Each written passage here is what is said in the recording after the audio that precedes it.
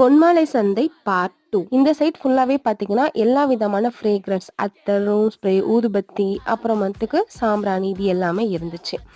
அதுக்கப்புறம் ஸ்ட்ரைட்டா வெளியில ஃபிஷ் மார்க்கெட் இருந்துச்சு, லைவ் ஃபிஷ் வாங்குறதுக்கு.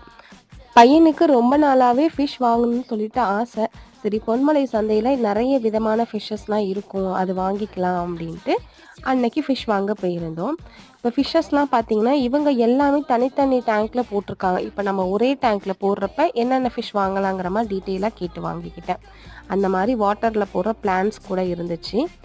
இது பார்த்தீங்கன்னா ஜாப்பனீஸ் கோய் ஃபிஷ்ன்னு சொல்லுவாங்க, இதுவுமே அங்கே இருந்துச்சு.